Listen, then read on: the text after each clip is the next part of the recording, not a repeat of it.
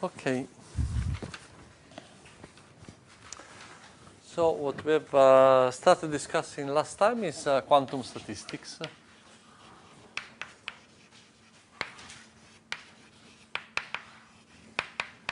So in order to describe statistical mechanics in the quantum case,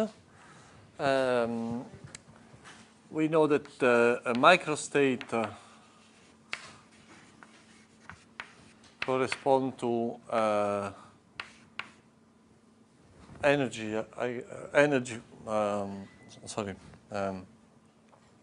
wave function of the whole system, and then if we want to compute, if we want to consider an ensemble will be a collection of microstates. Okay, but this k goes from 1 to is Carly n. Okay, so and then we have to construct ensembles where we consider all the microstates which are consistent, which correspond to a particular macrostate. Okay. So of course these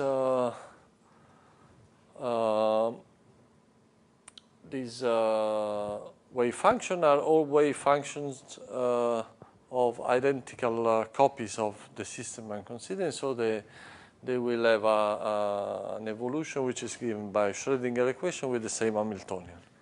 Okay. And so what we have seen is that the central quantity we need to consider is the density matrix.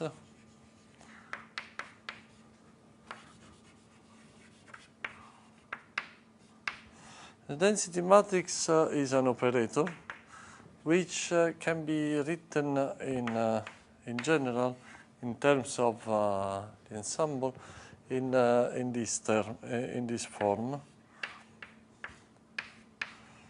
in the bracket notation. Okay.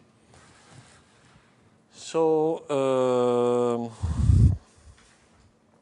or if you want, if you expand these eigenfunctions in a complete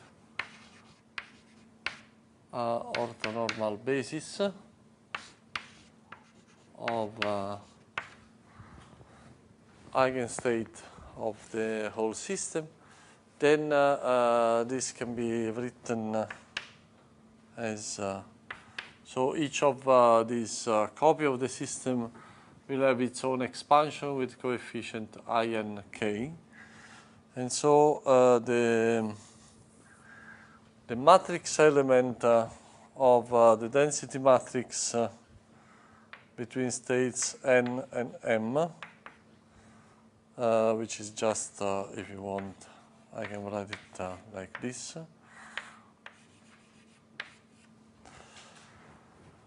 Will just be 1 over n sum over all the members of the ensemble, a n star of t, a m of t. Okay. And so this makes it clear that, for example, if I look at the diagonal elements of this of the density matrix, I will have an average over all the members of the ensemble of an modulo square, which is just the probability that in a copy k of the ensemble I will find my system in state n, and so this is this will be the probability that in the ensemble one member of the ensemble taken at random will be in state n. Okay. And okay, so So in terms of this, if we have a, how do we measure expectation values of, how do we compute expectation values of physical quantities? Physical quantities in quantum mechanics are operators. So if we want to compute the expected value of a certain function g, what we will have to do is to take the expected value of this operator in any of the members of the ensemble, and then average over all the members of the ensemble. Okay. Now, in particular, if you now introduce an identity operator here, an identity operator here, so the identity is just sum over n times n. So if you insert it here and here, then you can see that this will be 1 over n, sum over k. So this will give me a n star. So sorry, and then you have a sum over n for this and a sum over m for this. So this n times ck will give me a star n k. So this also depends on k, sorry, for the system k. And then I will have the matrix element n m of g, and then a m k, right? And now you see that if I take 1 over n sum over k of this is just the density matrix. Okay, so this is just the sum over n and m of rho n m times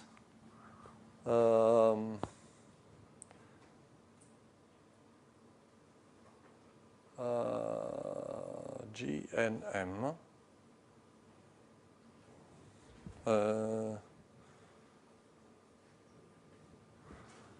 g n m. I have a problem with the indices, so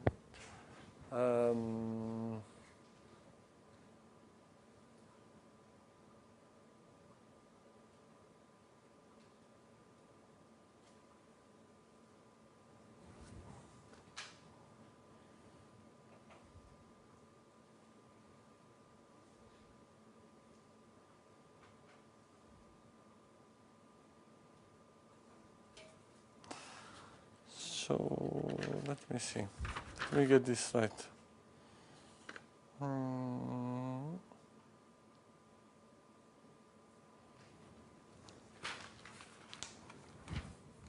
Okay.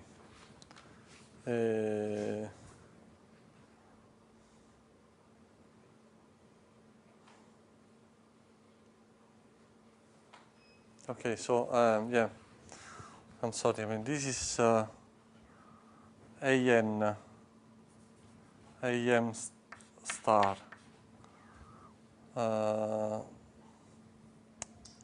Okay. So an is n, ank is an ck, right? And a star kn is psi n, is the opposite, right? Okay, so this is rho n m is ank mk star. Okay, and so here I have that this is actually rho mn. Okay.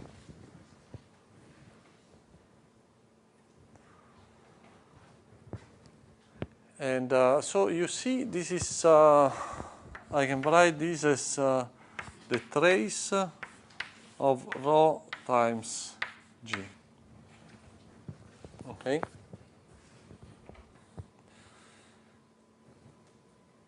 So this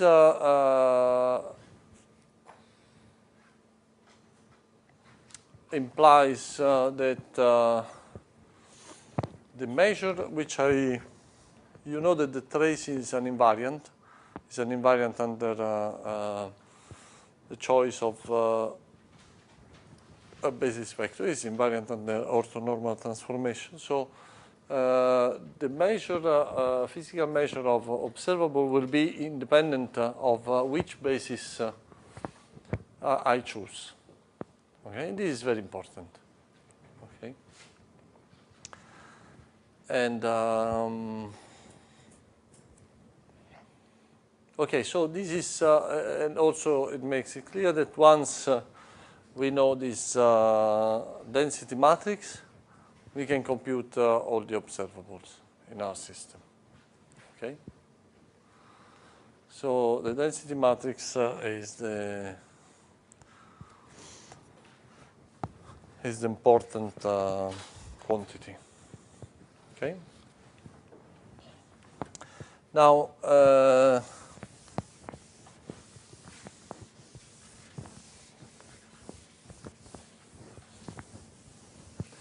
if we consider a system in thermal in equilibrium, so which is not subject to external forces, then we can ask ourselves what is the evolution of the density matrix, and this leads us to the Liouville to the analogous of the Liouville theorem, because if you take a h bar times rho n m, the time derivative of this, then see there are two ways where I can take the derivative. One is here and one is here. So I have a h bar divided by n sum over k a k dot n times a star a k star m plus a k n a k star dot m, right?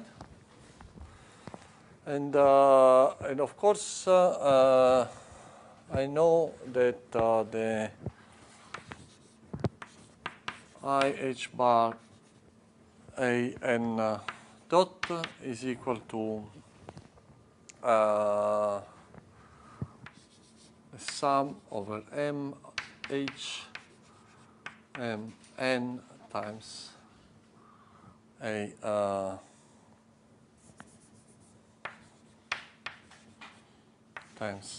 m for from this is the Schrödinger equation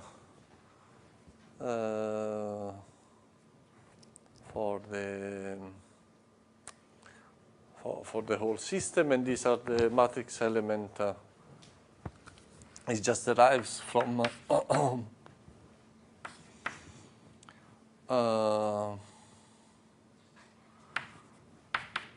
the Schrödinger equation, right? So if you take if you take this the bracket notation, you take direct product with eigenfunction n here, and you take an identity here, then you will just get this, right? so if I use this equation here, what do I get? I get that. So here 1 over n factorial I h bar times this is going to give me the sum over an m prime of h n n prime times a m prime a star m, and this is a index k. And on the other hand, if I take the complex conjugate of this, I will have that there is a minus sign, and there is there is h star m prime, which is just h m prime m times a k m, and a star k m prime. Sorry, this is n. Okay. And if you look at, so this is, and there is a sum over k, of course. So this 1 over n times this and this gives you the density matrix again. And what you find is that this is the sum over n prime of h n m primes times rho m prime m minus h minus rho n m prime h m prime m. So this is just a commutator between h and rho, and so this is just so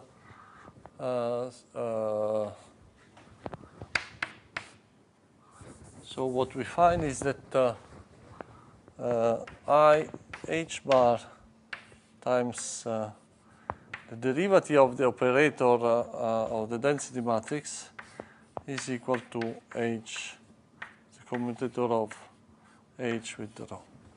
Okay? And this is a very important result, and it's the analog of Liouville theorem, because it tells us that rho, the density matrix, is a function, must be a function of the Hamiltonian. Okay? And then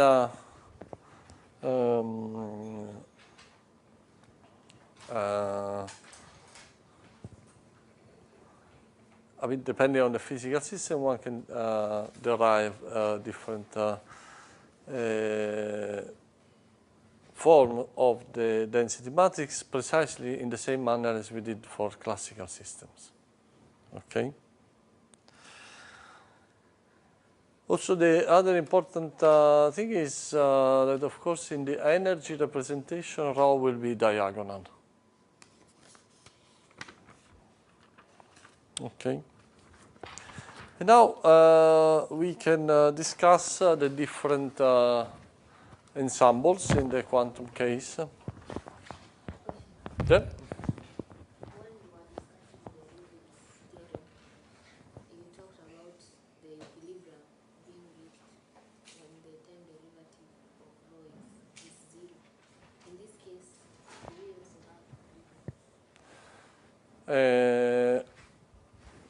Okay, so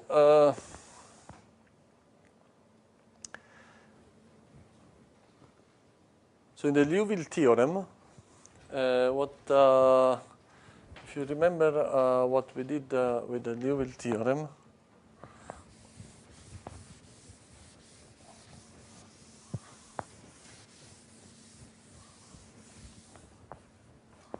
essentially we said that we had, this is a classical case, so we have a density which depends on the position, on the positions and the momenta of all the particles, right?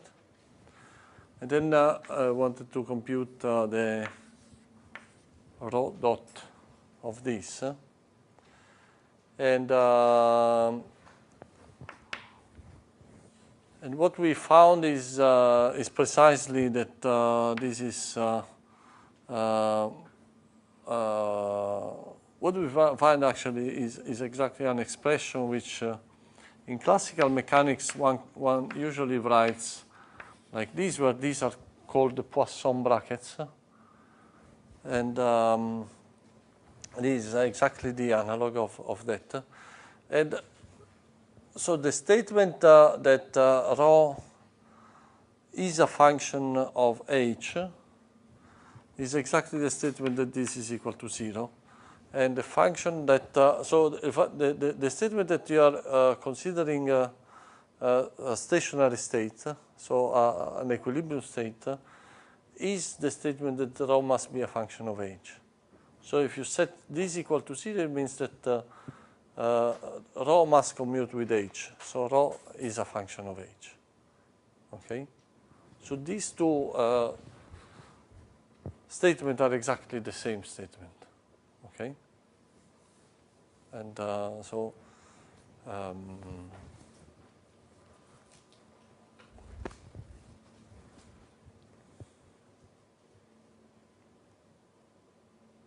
okay. Okay, so now we can discuss the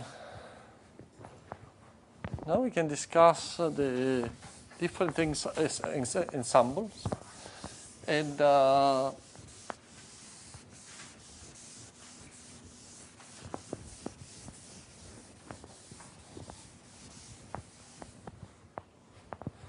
so in particular, so the Microcanonical Ensemble.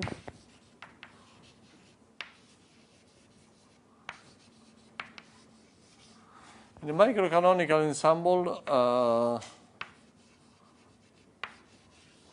we study an isolated system with a given number of particles in a given volume V and with a given energy E. Actually, since the energy levels are discrete, it's better to consider systems where the energy levels of the system are in a range, in a small range of energies. Okay, where this delta is much smaller than E, and eventually delta is infinitesimal. Okay. So that all, so the density, then you can discuss the in the energy representation. So the density operator is a diagonal operator. So it will be equal to some rho n, so it will be proportional to a constant times delta n m, and this constant in general depends on n. And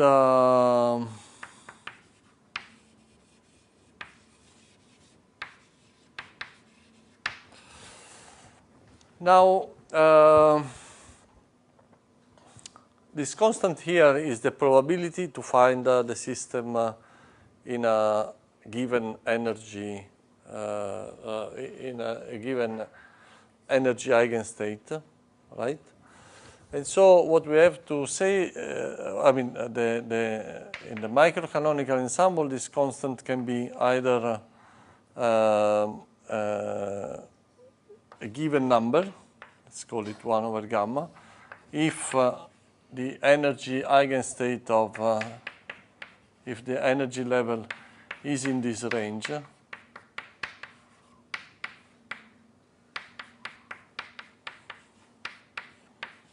otherwise it's 0. Okay? So this is the microcanonical ensemble in the quantum case. Okay, and then once you have so this number gamma must be such that the sum over all the states of the probability to find the system in state n, this must be equal to 1, right? And this condition gives you this normalization factor gamma. And this tells you that gamma must be the number of energy eigenstate with an energy in this range. Okay? So it is precisely the number of microstates which are consistent with this macro state here. Okay? And then from this you get that you can compute the entropy as being k times the logarithm of this number gamma. Okay, and from this you can, if you compute this number gamma, then you know the entropy, and you can compute all the thermodynamic properties of your system. Okay. So in particular, if there is only one eigenstate of the energy which is in this range, then your gamma will be equal to 1. This is typically what happens when the temperature goes to 0. Your system goes to the ground state. So there is only one state which is possible for the system. This means, in particular, that so this means that, of course, the entropy will be 0. This is the third law of thermodynamics, Nernst theorem. And from the point of view of quantum mechanics, this means that this state will be represented by a pure state. Pure state means that all the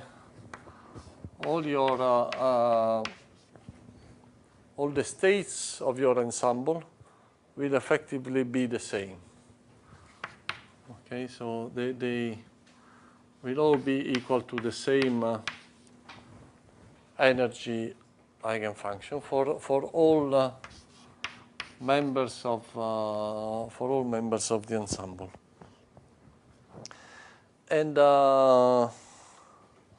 or if you want that your matrix element, your density matrix, in general will be equal to a single term, can be expressed in terms of a single term. So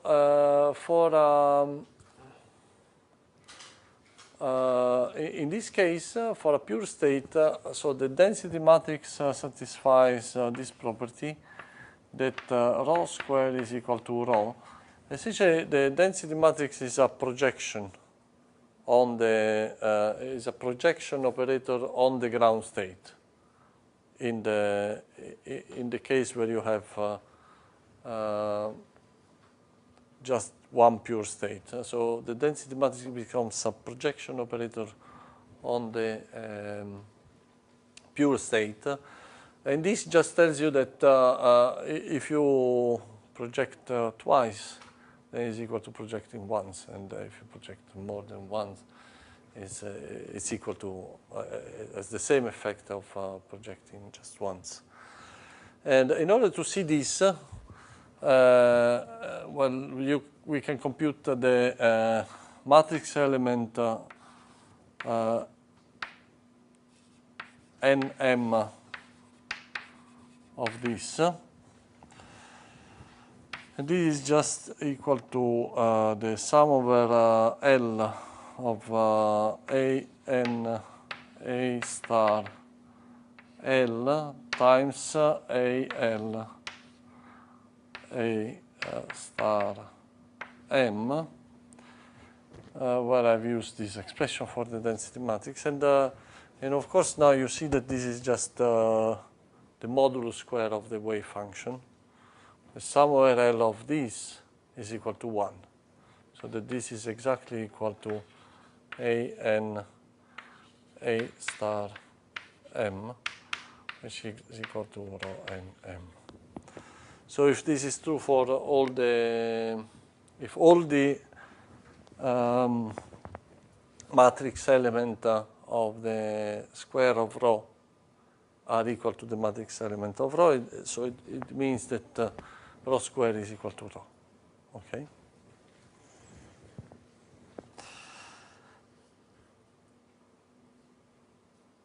So if so, this corresponds to a pure state.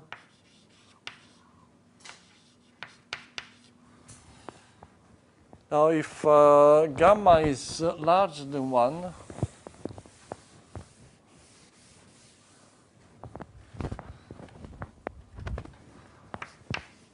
if gamma is larger than 1, then the entropy will be positive, and this will correspond to a mixed state.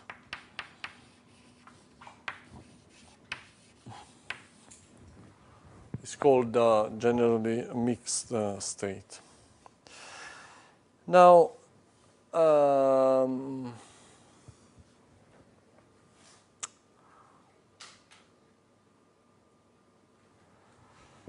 so as we've seen in the microcanonical ensemble, you have this property that the density matrix in the energy representation is diagonal, and all the diagonal elements are equal. Okay, because essentially this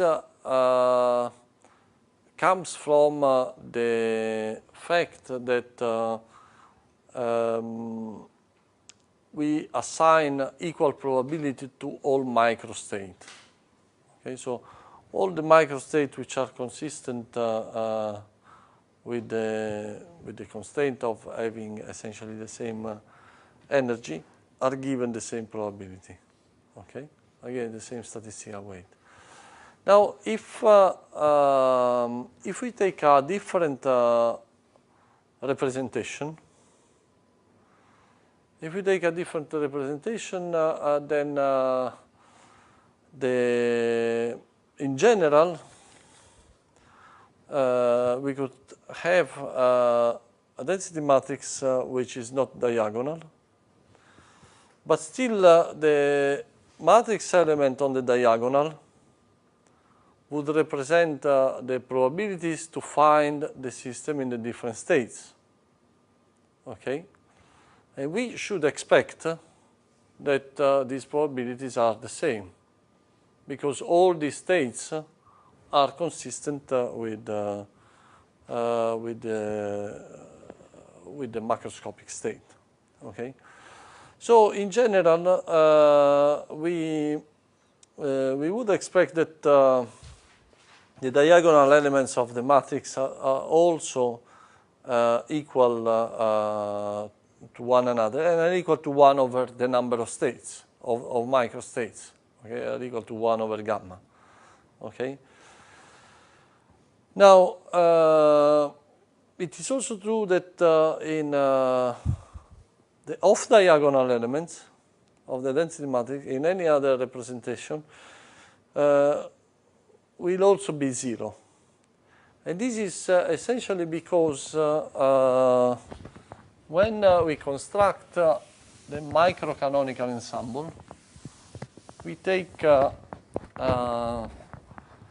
we take our density matrix as an incoherent superposition of states. Okay, so these states are this is a mixed state of all the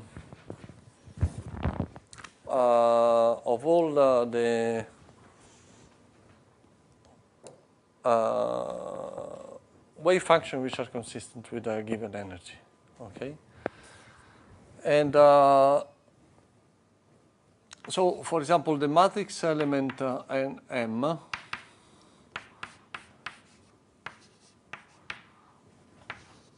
which is given by this.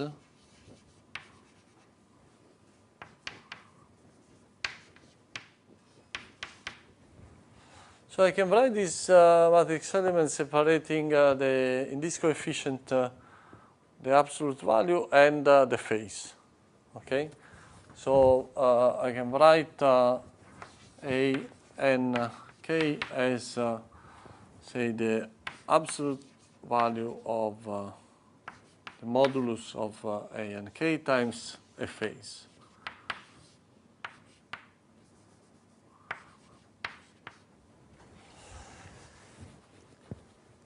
And then the fact that rho n n is equal to does not depend on n suggests that this coefficient do not depend on n. Okay, so that you can essentially think that in your superposition, the amplitudes are all essentially the same. And what really changes between one eigenstate and the other, I mean, this is a rough argument, but what really changes between one member of the ensemble and the other is the phase. Okay, and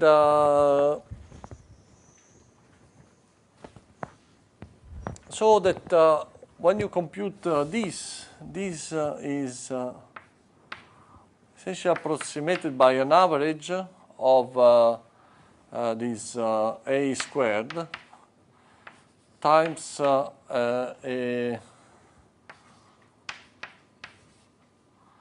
difference between phases between the different eigenstates. So, and so generally, if n and m are different, then in different members of the ensemble, the phases assigned to these states will be completely different and unrelated one to the other. And the effect of this is that when you take the average over all the states, this will give you 0. Okay? So the fact that the diagonal, so the matrix, the density matrix is 0 is a consequence of the fact that you have an incoherent superposition of different states whose phases are random one with respect to the other. Okay, so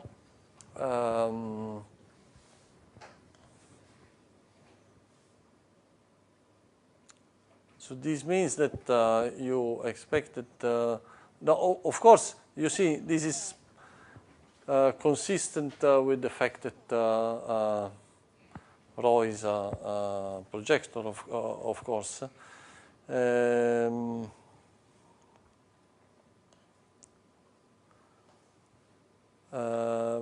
But this is indeed a consequence of the fact that we want to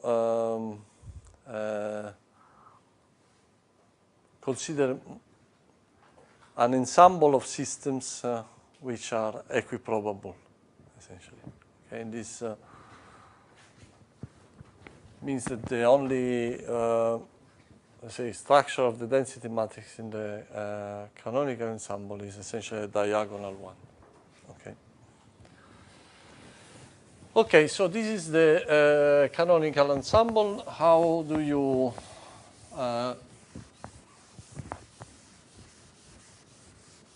if we want to describe a system which is in thermal equilibrium with another system, then you need, at a certain temperature T, then you need to introduce the canonical ensemble.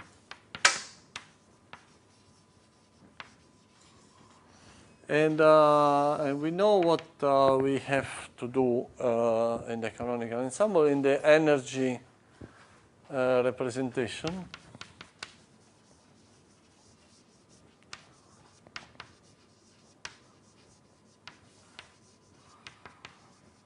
In the energy representation, we know that a state with energy En should have a probability which is proportional to e to the minus beta times En. This is precisely because of the same consideration that we have done for the classical system. And this means that in the energy representation, the density matrix is given by e to the minus beta times En times delta n m, where En are, of course, the eigenstates of the system, divided by the partition function. And the partition function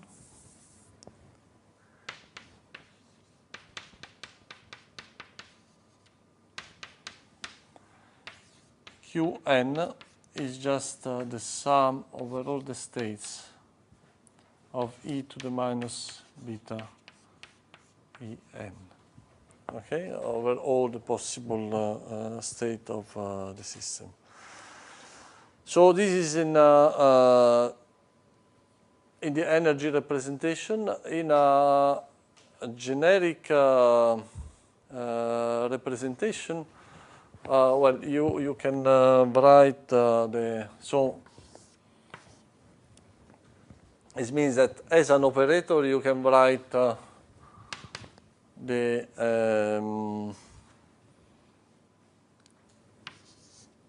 density matrix is a sum over energy eigenstate of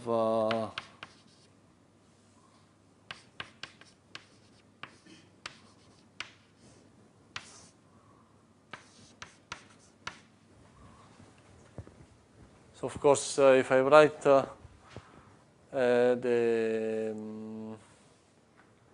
in the energy representation, I can write the density matrix in this form, right?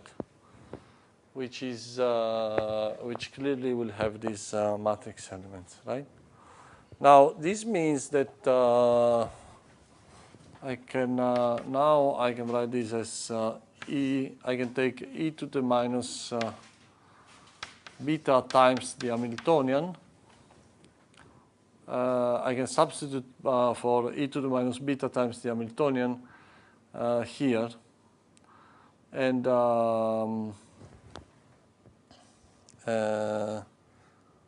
sorry, actually, and I can write it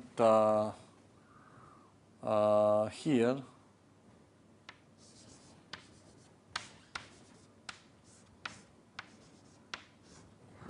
And I can divide by Qn. This is clearly equal to the identity. So this means that the density matrix in the canonical ensemble is just given by e to the minus beta times the Hamiltonian divided by the partition function. And of course, this is now true in any representation, because I have expressed the density matrix in terms of operators. So then I can take now, I mean, this is an expression which is valid for any representation. And so, and again, here, if you want to compute any expected value,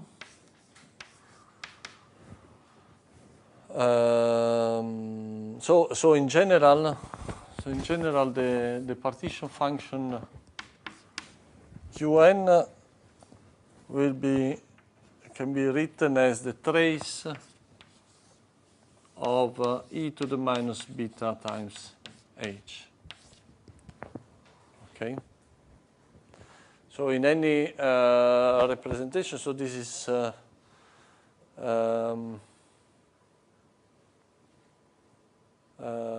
so this is true in the energy representation, but in any representation, this would be true. Okay, because the trace is invariant under any orthonormal transformation. So from this you can write the expected value of any operator as the trace of the operator times e to the minus beta h divided by the trace of e to the minus beta times h. So these are the formulas which essentially the problem, the whole problem in the canonical ensemble again is to compute the partition function, to compute this object, because once you have this object, as in the classical case, you can take the log multiplied by kt, and that is minus the Helmholtz free energy.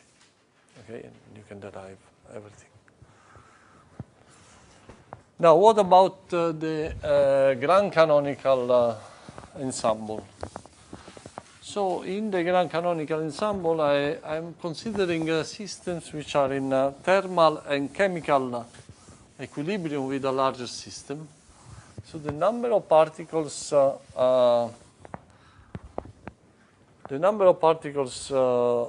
can change, fluctuate. So this means that when I construct my ensemble, my wave functions must belong to Hilbert spaces with a different number of particles, right? In my psi k, this psi k will belong to Hilbert spaces with different number of particles. Okay, and still, any of these, in any of these, for any of these members of the ensemble, the eigenfunction must be an eigenstate of the number of particles. Why? Because the dynamics conserves the number of particles. Okay. And so the Hamiltonian dynamics of the system, so if I take a system with n particles and I follow its dynamics, then the number of particles will be conserved. Okay? Then I want to consider a superposition of different states with different number of particles, a distribution of systems with different number of particles. But in each of the copies of the system in my ensemble, the number of particles will be conserved. So this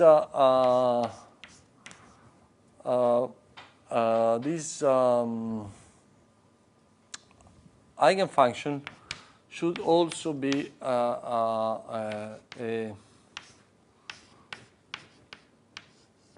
it like this. Should also be eigenstates of the number of particles. Okay. Then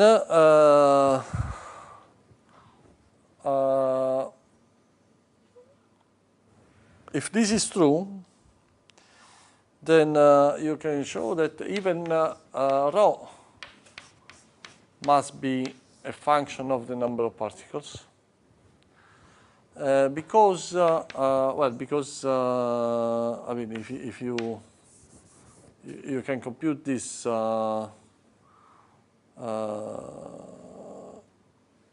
this commutator very simply as 1 over n sum over k psi k n. And now you see that if n is an eigenstate of, if psi k is an eigenstate of n, then this will be identically equal to 0 for all terms k, right?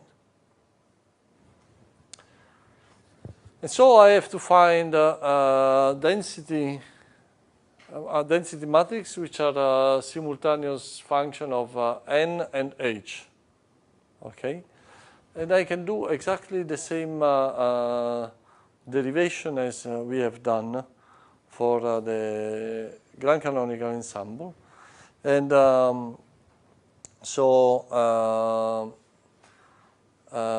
and the result is that if I am in a representation which is diagonal in n and h, so the probability to be in a state with a given energy En and a given number of particles n will be proportional, will be essentially proportional to a constant times e to the beta times mu times n minus beta times En, which means that precisely as in the canonical ensemble, I can write the density matrix, and this constant here is just a normalization constant because I have to because I want that if I sum over all the possible states, this will also be dependent on the state. Then the density matrix should sum up to 1. No? I mean, the trace of the density matrix should be equal to 1. So this constant C,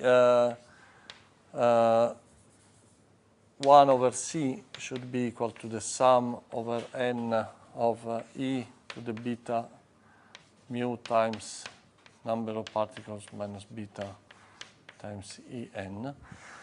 And I can do this this sum by first considering all the states with a given number of particles n,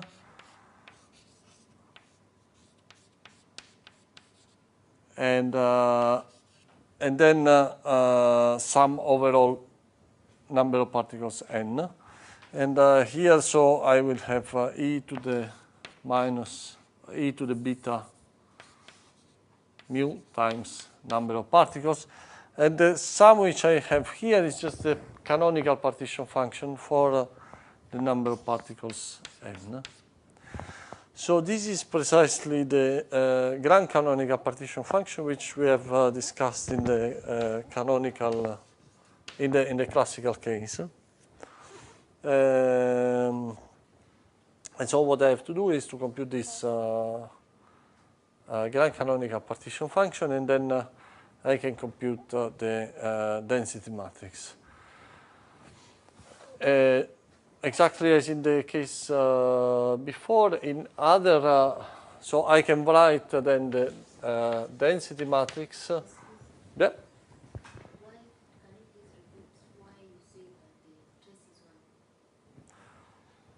Because this is the probability to find my system in state n. Okay? And if I sum over all the n, then this must be 1. So the sum n over all the possible values of n, well, this should be 1 because this is the probability that the system is in state n. It must be in some state. Okay? So if I sum over all the states, the probability should be 1.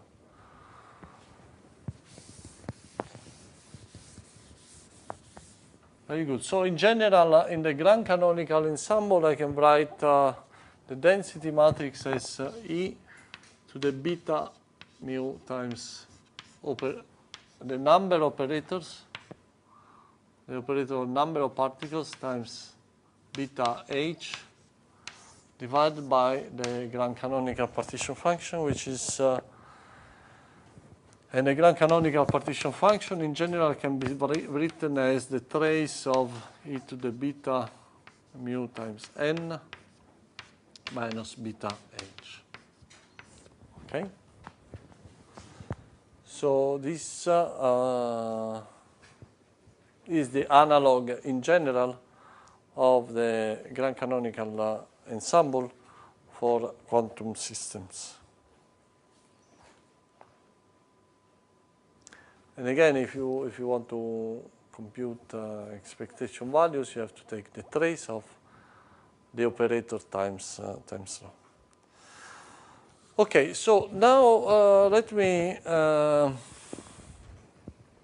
try to discuss more in detail what are the differences between which we encounter in quantum statistics with respect to classical statistics. And so one of the main issues is that particles in quantum mechanics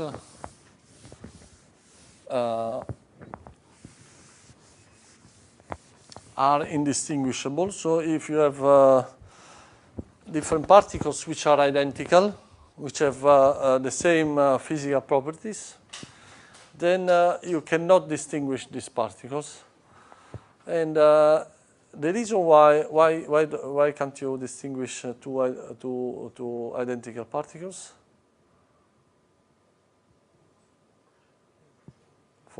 By which principle? Sorry? How would you distinguish two particles? So in classical mechanics, how do you distinguish two particles? I mean, position? Yeah, for example, position. Okay. So can you measure the position of a particle in quantum mechanics? Huh? Yeah. Yes. So because of the uncertainty principle, you cannot really measure the position of a particle with infinite accuracy. Okay.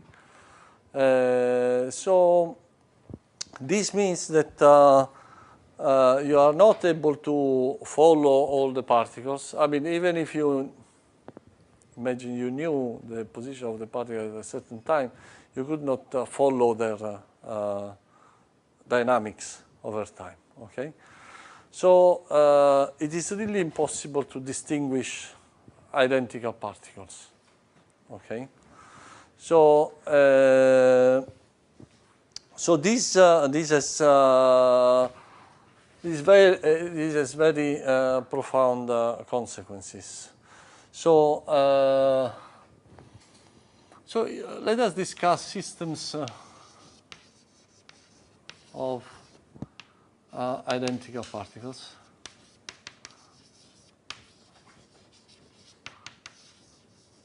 So if you have systems of identical particles, it means that your Hamiltonian, which can be expressed in terms of position and coordinate operators, is actually a sum of identical terms. Well, say I should probably use a small h here. So where this function or this operator is the same for all, has the same functional form for all particles.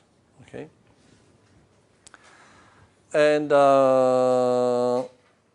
Okay, so from a quantum mechanical point of view, you want to look at the eigenstates with a given energy of this system. And how can you construct these eigenstates?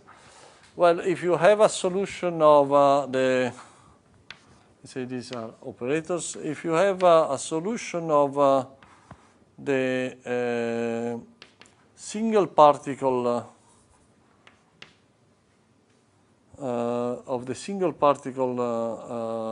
Hamiltonian,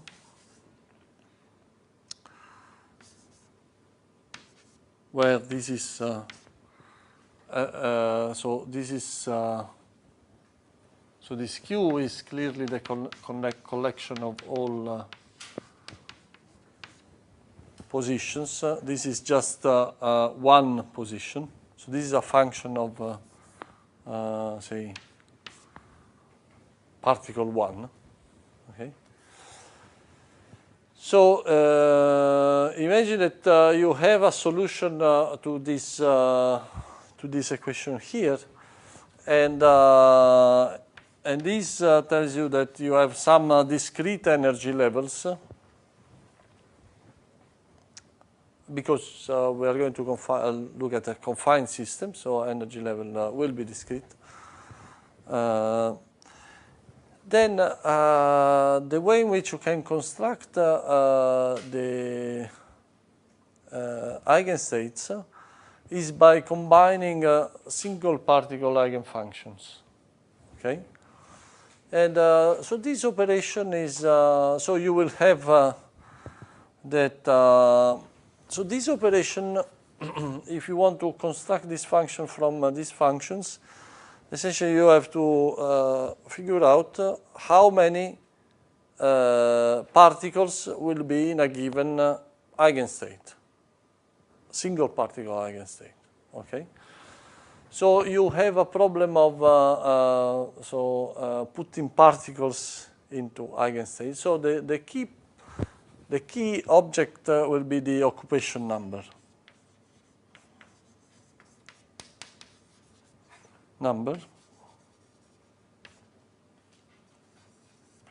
So NL, which is the number of particles in eigenstate L. Okay, a single particle eigenstate L. Now, so this number here, if you want to construct an eigenstate with a given energy E, well, this number of this occupation number has to satisfy two properties. First, that the total number of particles is equal to n. And the second thing is that if you want an eigenstate with a certain energy E, then this must be true. Okay? And then one idea of how you could build a trial wave function with those number of particles and that energy is by putting, say, for example, the first n1 particles in energy level 1, the second n2 particle in energy level 2, etc., etc. So, for example, have the product from m equal to 1 to n1 of u epsilon 1 of qm times the product of m equal to n1 plus 1 to n1 plus n2 of u epsilon 2 of qm, etc., etc. Okay, so this is in this way you construct a wave function where the first n1 particles are in state 1, the second n2 particles are in state 2, etc., etc., until now this state is what you would do if you were a classical minded physicist. But the problem of this with this function is that it is a function where you really can distinguish between particles. Okay, so how do we formalize this notion that particles should be indistinguishable? So one way to formalize it is to by the permutation operator. Okay. The permutation operator is something you can define. So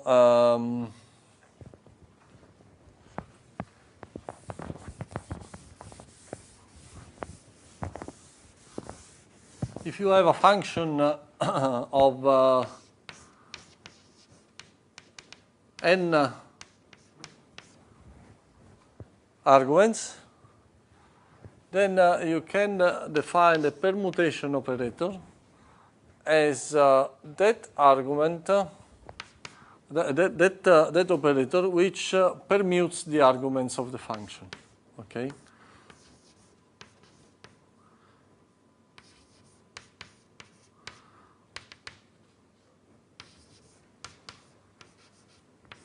Where these P1, P2 up to Pn are a permutation of the integers 1 to up to n. Okay?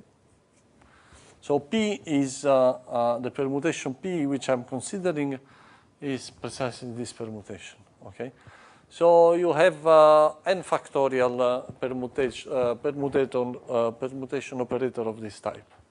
Right? Now,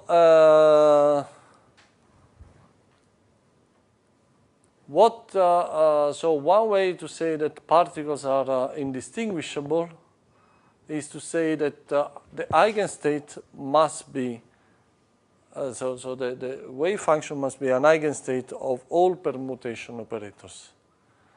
Because if it is so, then you cannot really distinguish. Okay. So notice, so what are the eigenstates of a permutation operator? So the permutation operator has this property that if you take twice a permutation, then you get the identity. Okay? So if you swap for a simple permutation where you just interchange two elements, if you interchange them twice, then that's and every permutation can be decomposed in pairwise changes. Okay. Indeed, you can define the sign of a permutation as the number of pairwise changes that you have to do to go from the natural sequence 1 to n to P1, Pn. Okay? So, for example, if you have 1, 2, 4, 3, this is a permutation of the first 4 numbers, which is a sign equal to -1. Because you just need to change one pair, okay? Instead, a permutation which is say 2, 1, 4, 3. You need to interchange both these two and these two. So the sign of the permutation is 1, because you have to do two swaps, okay? So in general, so this means that the eigenvalues of this object can be either 1 or minus 1, okay? And in general, it will depend on the permutation. So the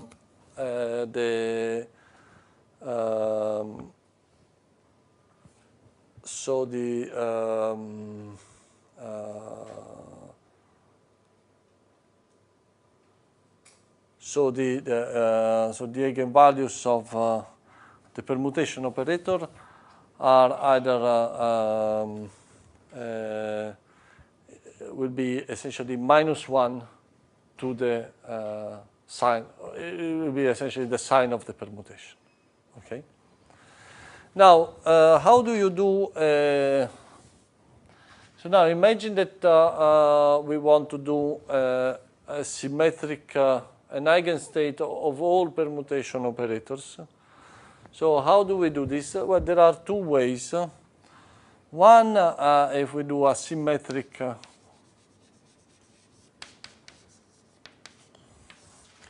combination. So we can construct a symmetric wave function by just taking 1 over the square root n times the sum over all permutations times p of, for example, this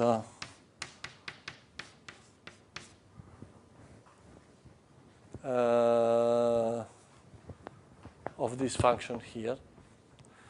Okay, so this means that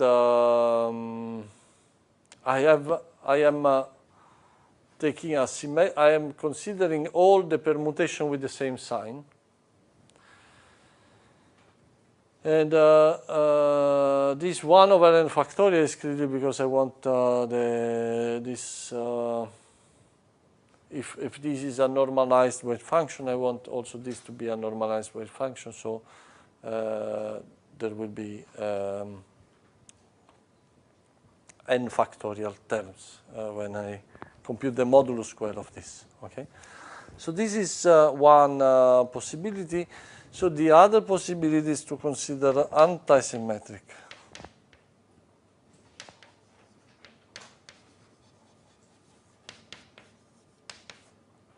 wave functions. So this is psi a of q1 qn is again 1 over the square root n factorial because of normalization.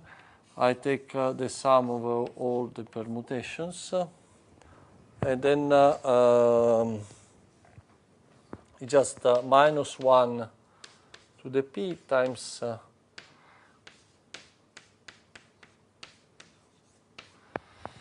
now this will be an eigenfunction which is symmetric, so p times Cs is equal to Cs, and this will be an eigenfunction such that if I operate with a given permutation on this, I will get minus 1 to the p times Ca. Okay, so these are both eigenstates of permutation operators. Okay, and so this corresponds to two different choices which we can take of for the wave function of a system of n identical particles. So this corresponds to two different types of particles. And it so happens that nature have chosen to have particles of both types. Okay, so these are called bosons, and these are called fermions. And bosons will obey a statistics which is called Bose statistics, or Bose-Einstein statistics. And fermions will obey statistics which is called Fermi or Fermi-Dirac statistics.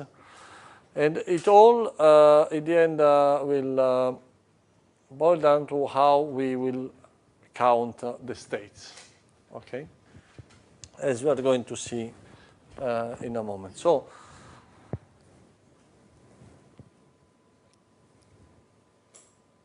to recap, so the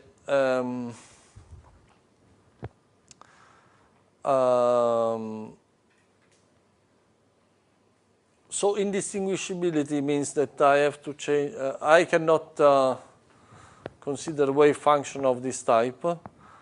I have to either consider symmetrized or anti-symmetrized wave functions. And these will correspond to different types of particles, okay? Now this also corresponds to, you see, while there are essentially how many functions of this type can I build? If I'm given a certain set of occupation numbers, so then there are a number of particles or functions of this type which I can build, which is equal to essentially n factorial divided by product over I of ni factorial, right? Because of course, I mean, n factorial permutation I can do of the arguments, but any arguments which I do, any permutation which I do inside any of the group will not change the function, right? Okay? So there are these many different states where I consider the particles as distinguishable, okay, even though they are identical. How many functions of this type there are for a given set of occupation numbers?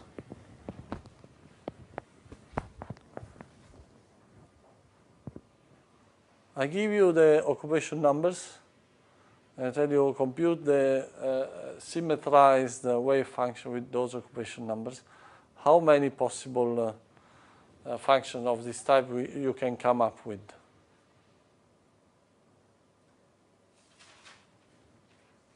How many?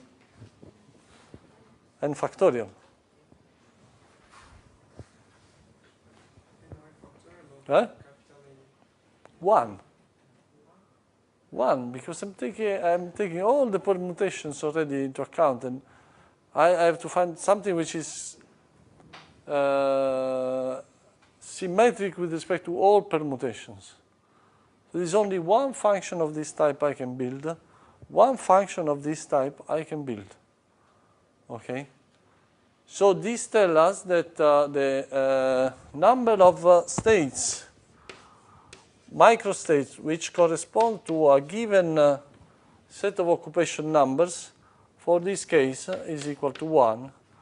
And the number of states, microstates, which correspond to a given occupation number, is equal to 1. Okay? So this is the key difference between quantum statistics and classical statistics. Okay? And it comes from the fact that particles are not indistinguishable. So it comes from Heisenberg uncertainty principle. Okay?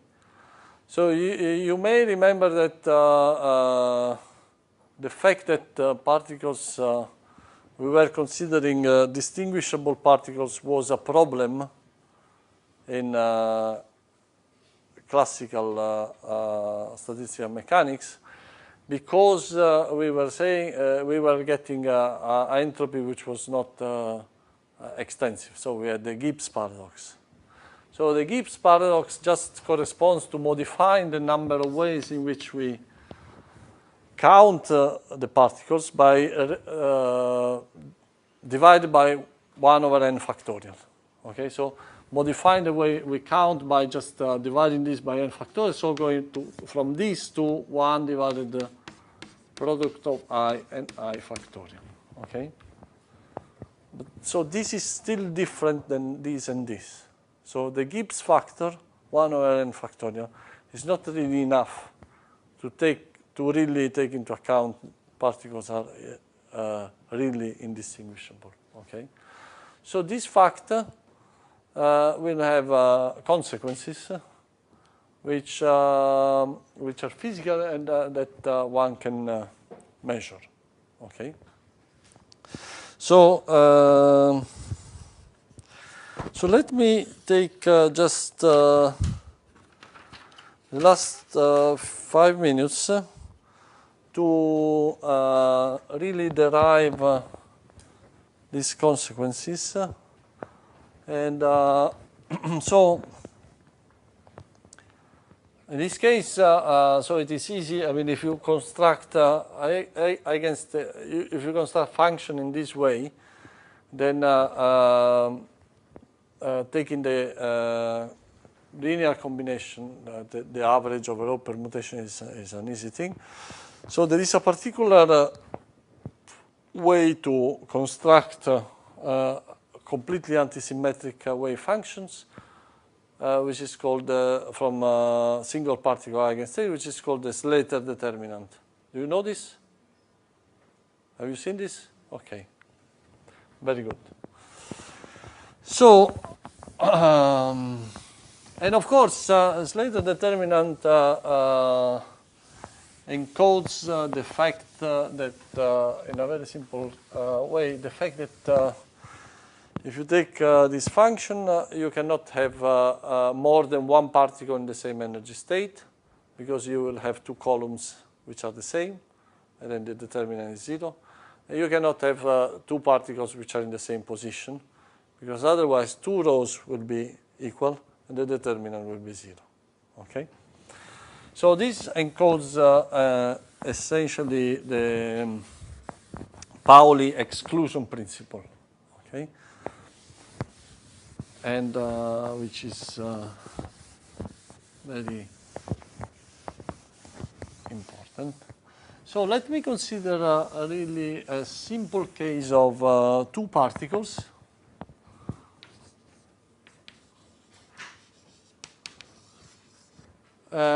which are identical and do not interact, and they are confined in a box which I'm considering, for simplicity, for the moment, to be of volume 1. Okay, so I'm not considering the one. So what I want to compute is what is the probability to find a particle in position in R1, the other particle in position R2.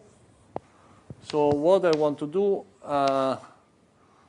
is to compute this matrix element of the density matrix. And I'm considering two particles in equilibrium at temperature T, which is equal 1 over K beta. Okay. Now, okay, so how do you do this calculation? So this calculation is, so the wave function which you have to consider, so this R1, R2 are effectively plane waves, right? So the eigenstates, so these are free particles, so the Hamiltonian is just p squared over 2m plus p2 squared over 2m. So it's just the kinetic energy of the two particles, and and the wave function is plane waves, eigenfunction of the momentum, and but I have to consider either symmetric or antisymmetric wave function. So I will have two momenta, k1 and k2, and I have to symmetrize. So this will be 1 over square root 2, and then I have e to the I k1 r1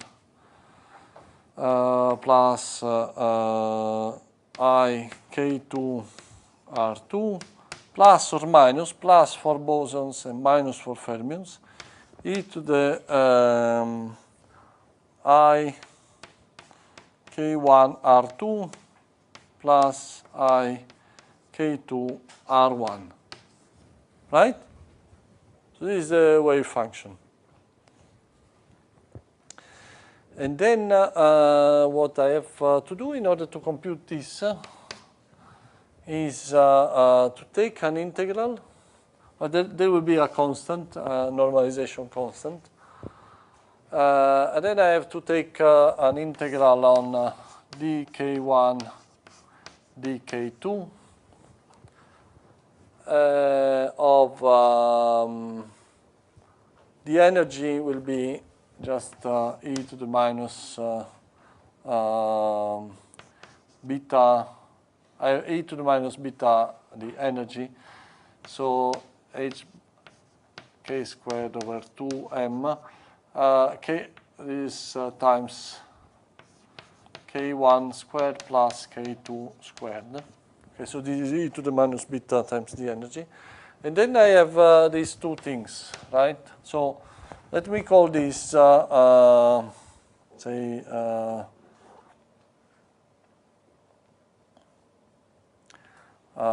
this, say,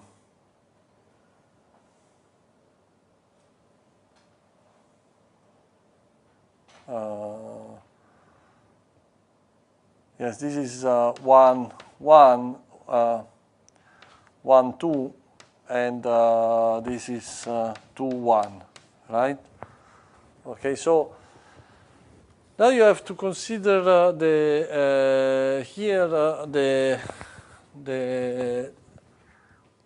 these times the complex conjugate to this, and then you will have 4 terms when you do the expansion. So the first term is this times the complex conjugate of this, which is 1. Okay.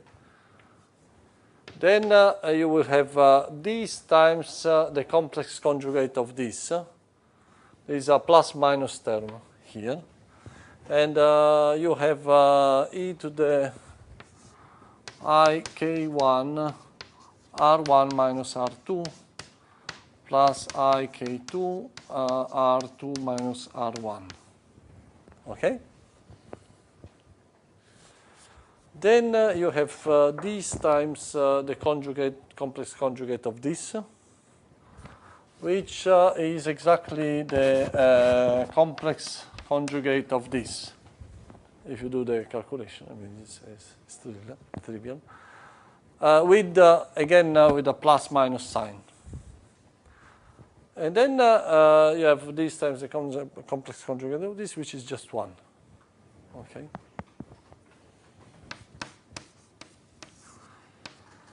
Okay, so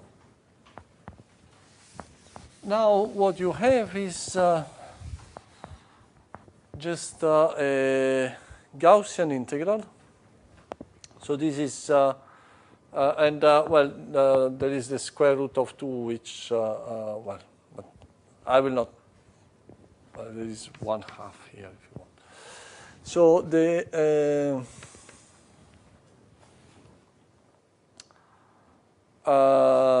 so what you have here is, well, you have just, you will have just a Gaussian integral, which just gives you a constant, which does not depend on,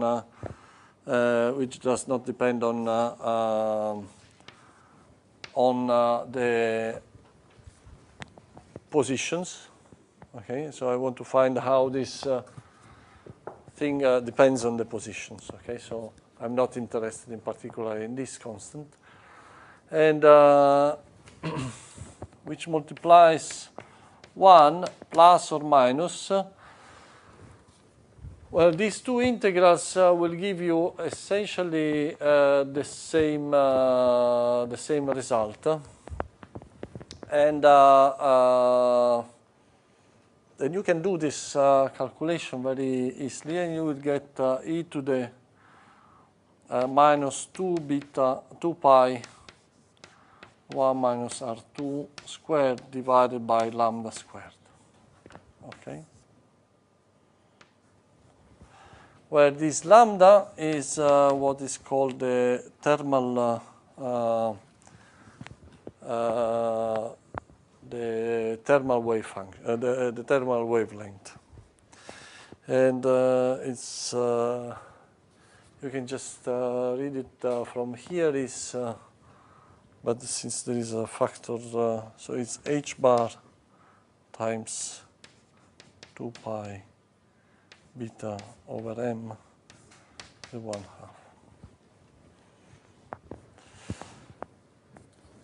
So now you see this plus correspond to bosons and this minus correspond to fermions. So you see first that so what do you expect in the classical limit? In the classical limit, in classical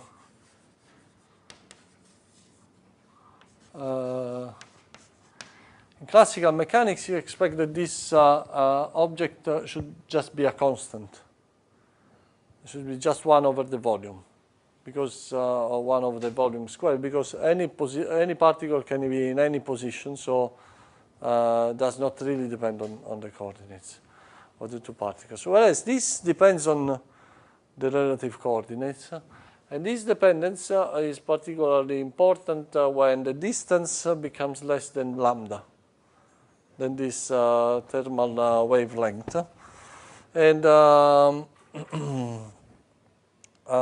so, and how is this dependence? What type of dependence do you have here? So you can see that if you plot this function as a function of R1 minus R2, so this matrix element here, so for the case of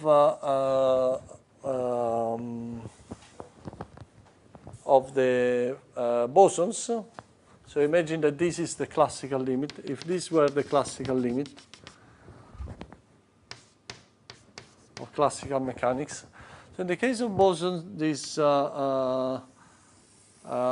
this function will be higher. It will go at twice the value which you get in classical mechanics. So this would be the value which you get in classical mechanics. You get twice the value. Whereas in the Fermi case, when you have the minus sign, when R1 goes to R2, you will get to 0.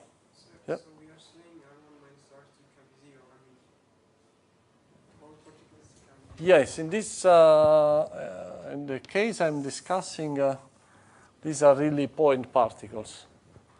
So R1 minus R2 can be, I'm not considering particles with a finite radius, okay? So they can really, well, they can be 0. So, but you see the effect of the distinguishability of particles becomes particularly relevant when the distance between the particles is less than lambda. Yes? Because we said we write the Hamiltonian like kinetic energy term, right, for each particle. And then now we are saying R1 minus R2 can be 0. And does it make sense? I'm considering a matrix element of an operator. This I can compute. And you will tell me the probability that I will find these two particles in R1 and in R2, right? So it's just a probability, no? And so this probability will be enhanced in the case of bosons, and it will be suppressed in the case of fermions, right?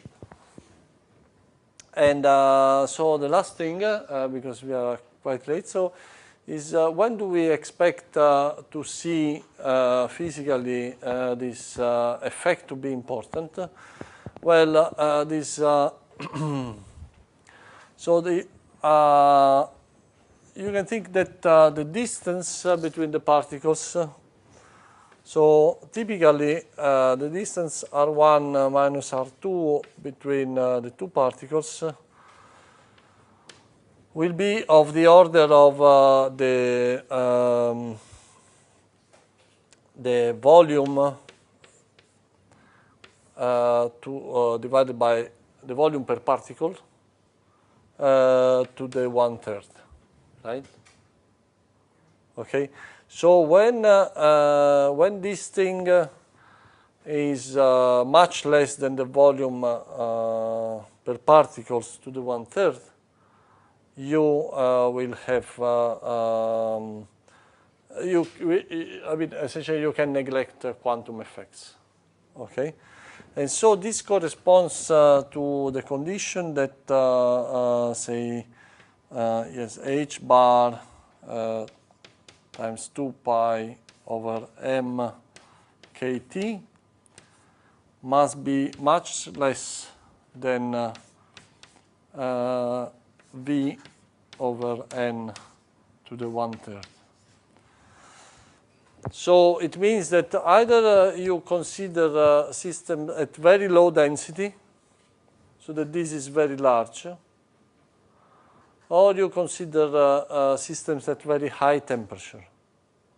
So at high temperature and low density, you can neglect quantum effects. But if you are at low temperature, or if the density is high, then quantum effects will become important. And we will see that there are some effects of quantum statistics which become important even at room temperature, because the density will be very, very high. Okay, and this is particularly because of Pauli exclusion principle, which makes so that there are even